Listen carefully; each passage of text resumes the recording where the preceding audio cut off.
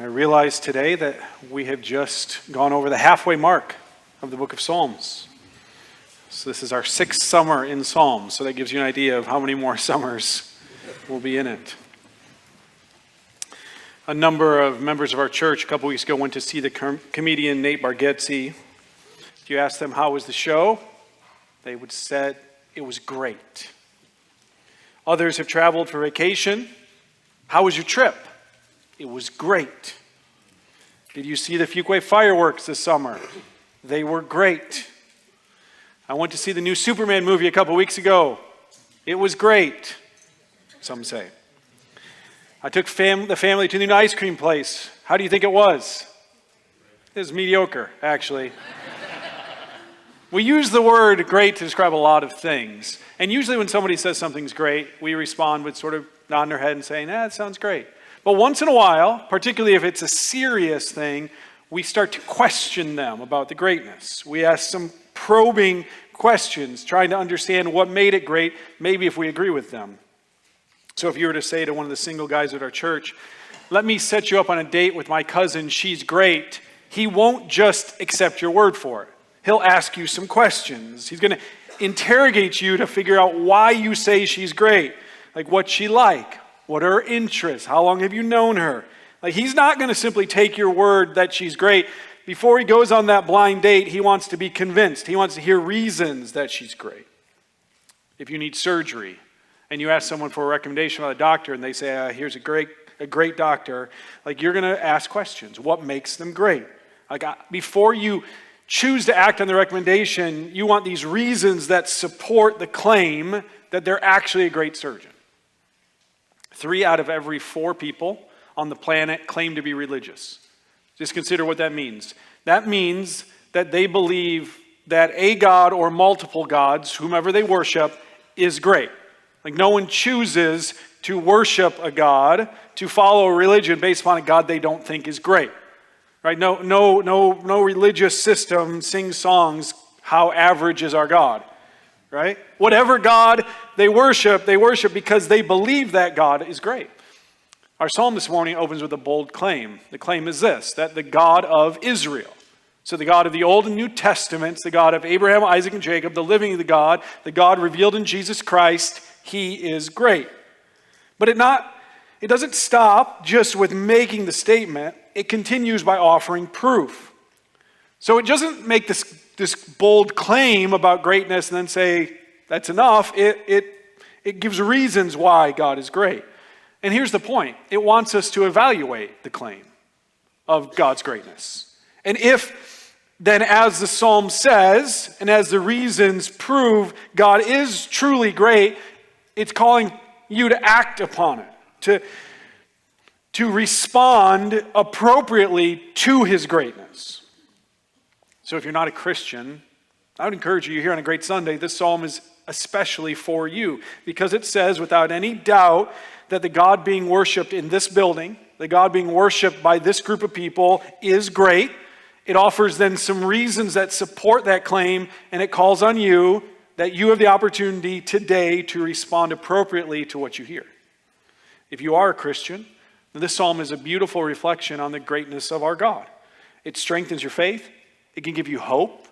Whatever you face this week, however difficult this week may be, however wonderful, whatever is coming that you know about, things that are unexpected, this prepares you to face it because you know that the God you worship, the God you've devoted your life to as a Christian, he is indeed great.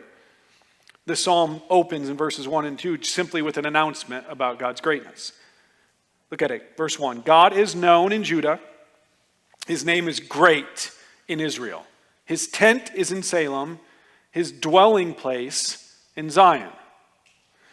So one summer I was in high school, the late 1900s, and a friend of mine called me and my brother with some really exciting and urgent news. We lived in Watertown, Wisconsin, about 30,000 people, and John Madden was in our town. Celebrities didn't come to Watertown, Wisconsin, but John Madden, the famous football coach and broadcaster, the Madden of Madden football, he was actually in our town. So he called me. He's like, we got to go. He came and picked us up, and so we drove to Ace Hardware. because that's where John Madden was, because he was a spokesman for Ace Hardware, and he was filming a commercial there. So we pulled into Ace Hardware, and the Madden Cruiser, his big bus that he drove around the country in, was out there. And so we went, and we went up to and we waited a few minutes by the door, and his assistant went in and got him, and John Madden came out, and he greeted us and talked to us for a few minutes. Now, what do you think it was that stood out to me most about John Madden when I met him? You might think, well, it could have been his size. Former football player, big guy, and he was a big guy. But that wasn't it. Maybe you would say it was like his demeanor. He came across on TV as a very friendly guy, and he was. In person, very friendly, very gracious. Like, it was a short conversation, but he was really nice, but that wasn't what stood out to me. Here's what stood out to me. As he got closer to me, all I could see was his makeup. He's just lathered in TV makeup because he was filming a commercial. Like, just caked. You don't want to see a football player caked in makeup, but that's what I noticed. The closer he got, the more obvious it was. And it reminds me of that old advice to never meet your heroes. Now, John Madden was great, but the advice is like this. You see someone playing an actor who's really great on TV, and you meet him, and they're a jerk. So never meet him, because they appear one way from a distance, but the closer they get, the worse they look. Here's what the psalm opens. It tells us that the God that we worship is the exact opposite. That the closer you get to him, the greater he looks. That the more you come to know him, the greater you see him. Like, there are things about God that everyone can see. So we're told in Romans 1 that God's invisible attributes, so his creativity, his design, his power, his sovereign control, we can all perceive those simply by looking around. Psalm 19 says the heavens declare something about his glory. So we see the stars, we see large trees, we see the Grand Canyon, Niagara Falls, and there's something about the God who made this that it becomes obvious to everyone. Like, wow, the God who made this has to be pretty great. Look at this. But then it says, if you really want to see his greatness, don't look out there. You've got to look at him closer. And the way you see his greatness most clearly is you see the way he interacts with his people. That God's relationship with his people is where his greatness is displayed most fully. So verses 1 and 2 mention 4 places: Judah, Israel, Salem, and Zion. Those last 2 are simply other names for Jerusalem. That was the place where the temple to God was. And so the point here is that those closest to God, those who have seen God's great works up close, they are the ones that are telling everyone how great he is. So this is not a wizard behind the curtain that when you get too close, you pull it aside and you're like, oh, you're really not that great. It's the opposite. The more you know God, the more you'll be amazed by his greatness. Friend, I guarantee that if you give time and attention to personally knowing the God described here, you will not be disappointed. That the more you listen to his word, the more you look at the way he's working in his people, the more you'll recognize how great he is. Like, he looks greater the closer you get to him. But how do we get close to God? Do we have to take a pilgrimage to Jerusalem? Do we have to buy a plane ticket to Israel? Now, while in the Old Testament, the dwelling place of God was in the temple, in Israel, in Jerusalem, that's no longer the case. Because when Jesus came, Jesus described himself as the new temple.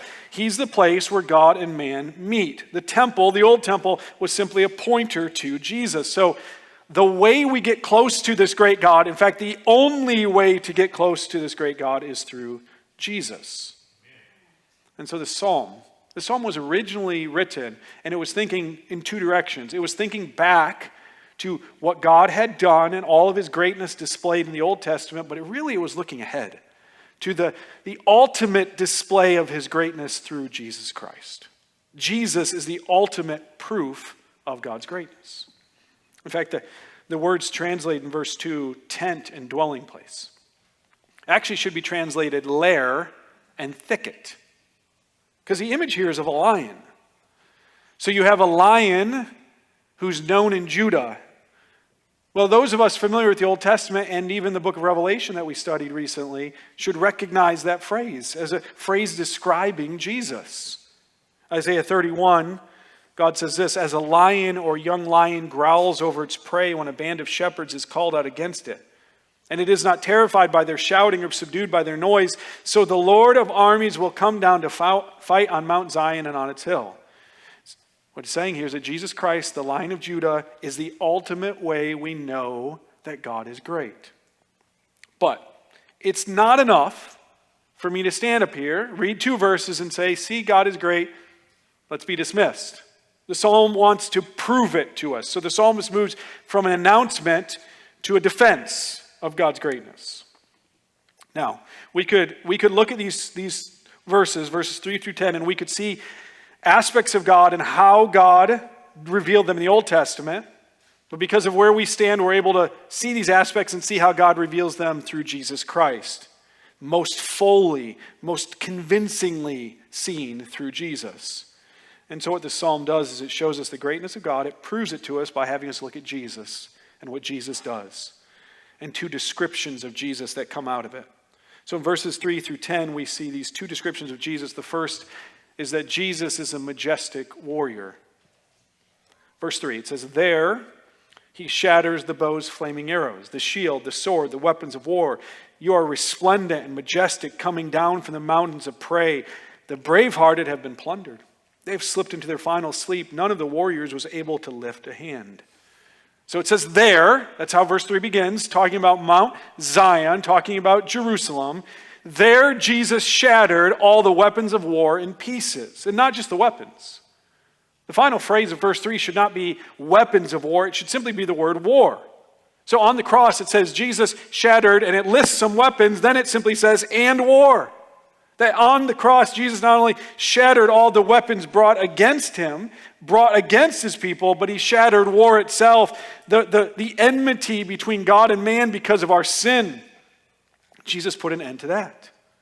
Because of what Jesus did on the cross, there will one day be no more war, no fighting, no death, no sin. He fulfills the promise that God made to David when God said, "I will give you rest from all your enemies." That's what it means when it says Jesus shatters war. The Apostle Paul, he describes the same truth. The shattering of Jesus, when Jesus shatters war in Colossians 1. Listen to what he says. He says, "For God was pleased to have all his fullness dwell in him, in Jesus, and through Jesus to reconcile everything to himself, whether things on earth or things in heaven." How? By making peace through his blood shed on the cross. So when Jesus offered his life in our place on the cross, he wasn't laying down in defeat. That may have been how it appeared at that moment, like, oh, he lost. In that moment, he's actually shattering the power of evil. Now, the word shatters is used throughout the Old Testament to describe what God's people were supposed to do if they came upon a high place with an idol on it. So these places of false worship, often involving lots of evil and wicked practices, if they came upon them, they were supposed to tear down the high place and shatter the idol in pieces. Now, there's a big difference between breaking something and shattering it. Over the years, when I've traveled to different places overseas, I've often brought back mugs, coffee mugs for my wife, because apparently you can never have too many coffee mugs. I would think maybe you could, but you can't. So I'd bring these back for my wife, and my boys, they helped us not have too many by regularly shattering them. Like so many places, they traveled thousands of miles in one piece, and then they were shattered. And when I mean shattered, not like broken and something chips off, and maybe if I'd been industrious, a little bit of super glue and some patience, I could have put it back together. I'm talking about shattering it in so many pieces, it's Humpty Dumpty. It cannot be put back together again. It says this is what Jesus does to Satan's weapons and to war itself, to conflict itself, is so Satan cannot undo, you and I cannot undo what Jesus did. Like verse 3, I was studying this week, and it reminds me of watching cartoons as a child, and I don't remember, this feels like it happened in multiple cartoons where, you have a bad guy holding some sort of gun, and the superhero grabs the gun, and he twists the barrel around and ties it in a knot, and then he hands it back to the bad guy, like, good luck with that. Like, that's verse 3. Like the very weapon Satan used to kill Jesus was turned against him. So in his attempt to derail God's plan, to destroy God's people, like everything he does is overturned. And Jesus does it in such a way that he's powerless to do anything about it. And the picture gets even better in verse 4. It pictures Jesus entering the devil's lair and bringing out everything he's taken captive. So that phrase there, the mountains of prey. We're supposed to picture a mountain, some sort of maybe forested mountain, and somewhere up there's a cave. And in this cave, there's a predator. And this predator, he terrorizes this mountain where everything is prey. So he goes out, he hunts, he kills, and he brings it back to his lair. And we're supposed to picture Jesus at the base of this mountain.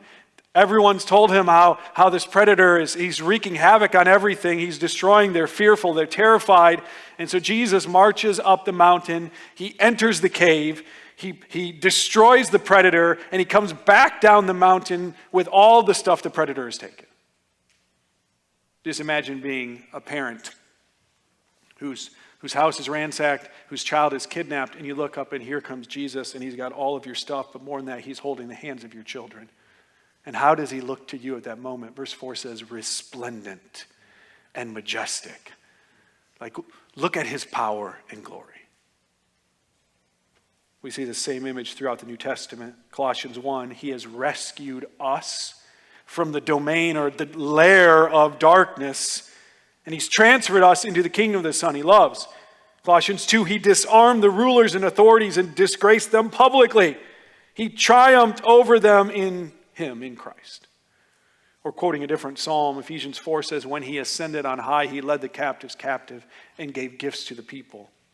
Like, brothers and sisters, this is describing the reality that is ours because of Jesus.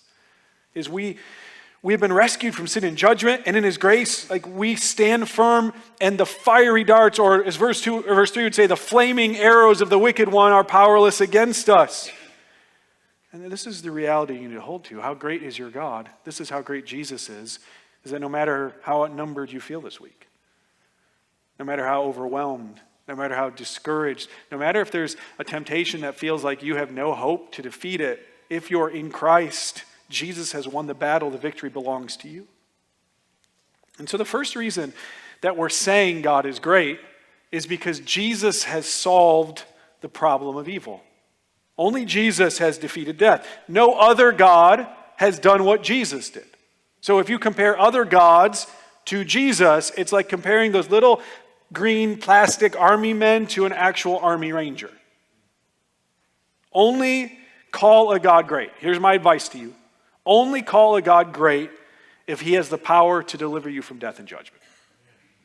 If he can do that, call him great. There's a second thing. Not only is Jesus a majestic warrior who deals with the problem of sin, we see also Jesus is a mighty judge. I think we have to imagine what it would be like to be in the nation of Israel at a particular point in history. So they have been enslaved in Egypt for 400 years, and then God brings Moses, and through these series of miraculous signs, God reveals himself to his people, and they're allowed to leave Egypt. They leave not empty-handed. They're actually given all the gold and jewels of Egypt to take with them. And they're walking, and all of a sudden, they're not far outside of Egypt when they come to a sea.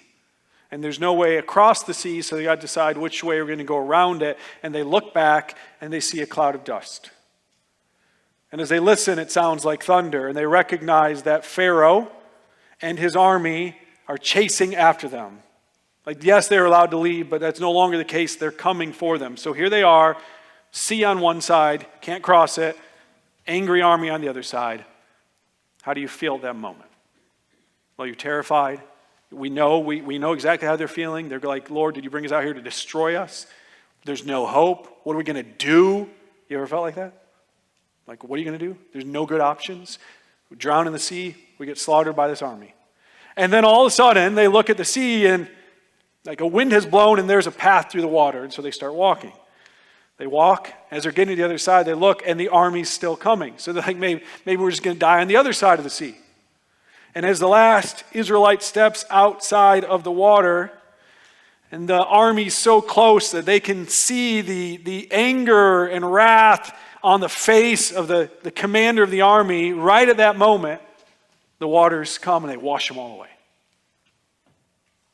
What happened? Look at verse 6. At your rebuke, God of Jacob, both chariot and horse lay still. Here's what happened. God judged Pharaoh.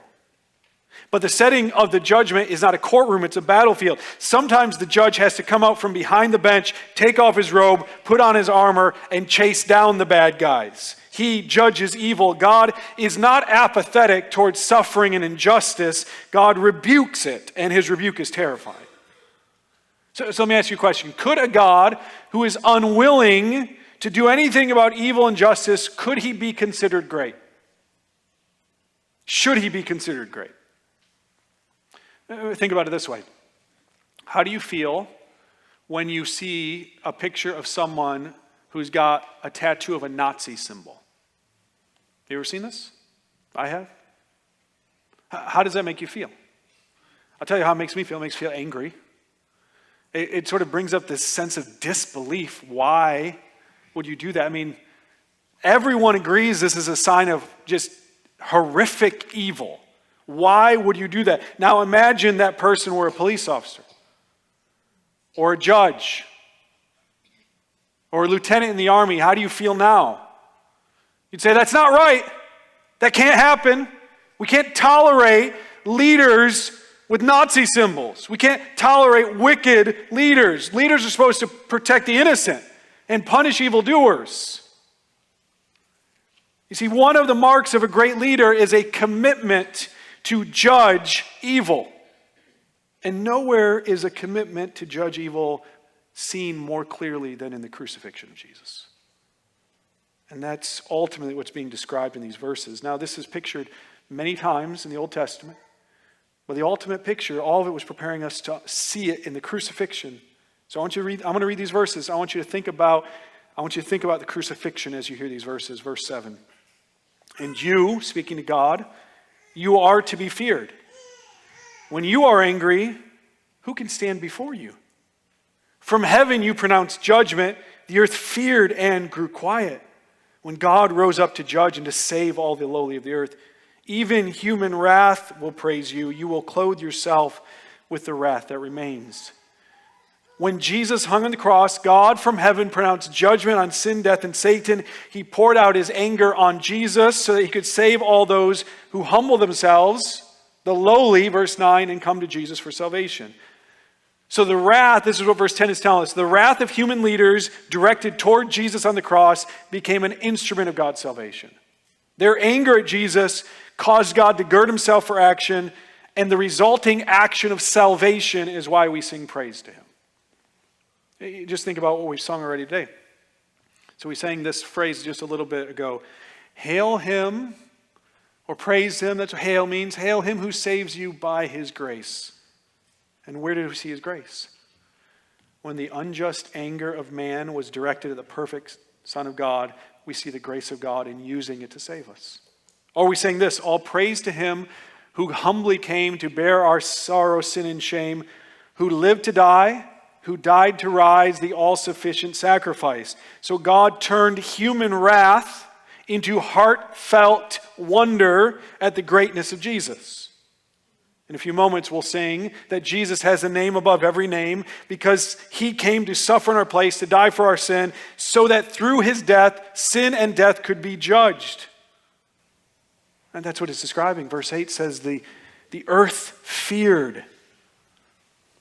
For 3 hours in the middle of the day, when Jesus hung on the cross, we're told the sun fled and hid because the wrath of God was being poured out. I urge you this week to read the accounts of the crucifixion of Jesus. Here's what you will see. The justice of God is poured out on Jesus, and it is fierce. But because Jesus is innocent, he rises from the dead, and he becomes the judge, and he will judge all of those who rebel against his Father. He received the justice we deserved so that we could be saved by his grace. It's pictured in an earlier psalm, Psalm 2, this way. It's talking about how the nations rage against Jesus. In other words, they don't want his will. They don't want his plan. They don't want to submit themselves to what God says. They want their own thing. And that there are two options. It says you can run to Jesus for refuge. And if you do, he receives you. And he becomes a refuge for you, a protection, safety, a warrior on your behalf. The other option is that you continue to rage against him. You continue to rebel against him. And it says you'll be crushed like a piece of pottery. In other words, these are the two things. Because he's just, this is exactly what happens. Like, here's why God is great. You want proof God is great? Here's the proof. God is able to simultaneously judge sin and justify sinners. And he can do that because Jesus took our place at the cross. Now, I want you to imagine I told you about a great new taco place. And you asked me some questions. You're very interested in tacos, as you should be. So you asked me some questions about this taco place, and I describe it in mouth-watering detail. It's to the point where you're like, that place sounds great. But then I talked to you a few weeks later, maybe a few months later, I'm like, what'd you think of it? And you're like, oh, I haven't gone. Does knowing the taco place is great, does even agreeing that it sounds great, does that do you any good if you never go and eat the tacos? Here's what the first part of the psalm tells us. It says God is great. And then it says, you want to know how God is great? He defeated sin. He defeated evil. And yet he's still just, and he judges sin, and he'll judge all evil, and he saves all those who come to him. That's proof he's great. But it doesn't do you any good to know it. It doesn't do you any good simply to agree with it. You have to respond to it. And that's how the psalm ends, with showing us two alternate responses to God's greatness. Now, before you know how to respond, you've got to figure out who you are in this psalm in relation to Jesus. So there are only two possibilities. The first is described throughout the psalm as the one being against Jesus. So it's described as those, in verse 3, wielding weapons, warriors, verse 5, chariot drivers and horse riders, verse 6. It includes in verse 12, powerful kings and leaders. And here's the reality. All of us start in this group. The second group is described in verse 9 as the lowly of the earth. So here are your two groups. You have the self-sufficient strong who stand against Jesus, or the hopeless humble who cry out to him for help. So two groups. You're part of one or the other, and all of us begin in the first group. So unless you've turned from that posture of opposition to Jesus, then you're included in that first group, the self-sufficient strong. So if this is you, if in relation to Jesus, you're saying, I don't need him, I can do it without him, I've never turned to him, then what is this psalm saying? It said he's great. What should you do? And here's what you should do. You should fear him. You should fear him. The verse 7 makes a statement and then asks a question. It's directed to God, but it's really for you. It says this, and you are to be feared. When you are angry, who can stand before you? So in August 1945, U.S. planes dropped thousands of leaflets on Japanese cities telling them that they'd be bombing soon. And those cities include Hiroshima and Nagasaki. Now, knowing what you know right now about what happened to those cities, if you lived in one of those cities, knowing full well what you know now, and you got that leaflet, would anyone here say, I think I'd be comfortable taking my chances? Like, who can stand before an atomic bomb? Friend, you have a much better chance of surviving a direct hit than you do standing before the judge of the universe apart from saving faith in Jesus Christ. That's what it's saying. That the appropriate response to the God who made all of this is to fear him. Now, maybe you think you'll be okay. Take my chances. I go to church. Look, I'm here today. I don't do bad things. Like I try to help people. I grew up in this church. I think maybe I'll be okay. And if that's how you think, as nice as I can tell you this, I'm telling you you're wrong. And you're wrong for a couple of reasons. You're wrong because you have a distorted view of God. You have a distorted view of what it means when it talks about God being holy and pure. You take sin too lightly. And I do this too. It's a struggle for all of us. But your sin is the reason Jesus died. So that shows you how God views your sin, how serious he takes it. So you have a wrong view of God if you think you're going to be okay. You also have a wrong view of yourself. You are not sufficiently lowly, verse 9. Because the reality is that you have spent your entire life breaking the 2 commandments God gives you. Here's number 1. Love the Lord your God with all of your heart, soul, mind, and strength. You don't do that. Love your neighbor as yourself. You don't do that. So your entire life is a violation of these 2 commands. Your daily life is an insurrection that's designed to depose God as your authority. And you are here this morning because God is warning you to stop evaluating yourself with a flawed scale of justice. Because he's telling you right here exactly how you will be judged and saying to fear that judgment. If you think an earthquake is scary or a tornado is terrifying, imagine standing before the mighty judge of the universe having ignored both his commands and his warnings. Fear him. We're told the fear of the Lord is where wisdom begins. That a right understanding of his absolute purity and your complete pollution, that is the first step towards salvation from sin. But what if you're in the second group? What if you're in this group of the lowly who've been saved? You have come to fear God, you humbly bow in reverence to him, you receive his salvation. How should you respond to his greatness? You respond like this. Worship him. This is what it's saying in verse 11. Make and keep your vows to the Lord your God. Let all who are around him bring tribute to the awe-inspiring one. So worship demands 2 things.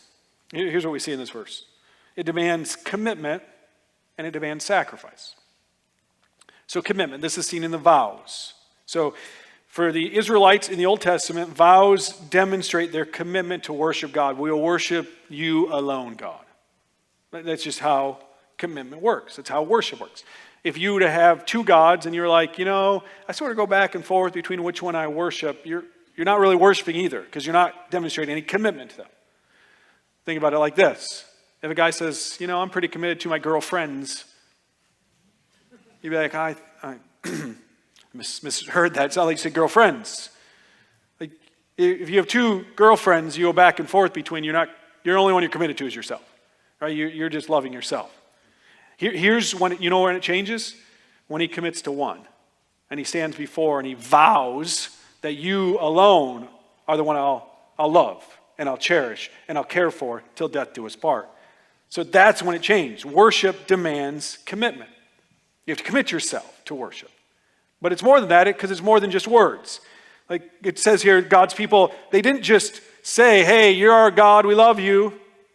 You're praiseworthy. It says then they actually sacrificed. They brought their sacrifices in tribute to God. And they said, this is how much we mean it. We're actually giving you the first of our produce and the first of what we make. We're going to sacrifice. We're giving you our time and our treasure. This is how we're demonstrating. Worship and sacrifice, or commitment and sacrifice equal worship. Now this pattern is true of all worship, whether it's the worship of the God of the Bible or any other worship. So I want you to consider Islam for a second.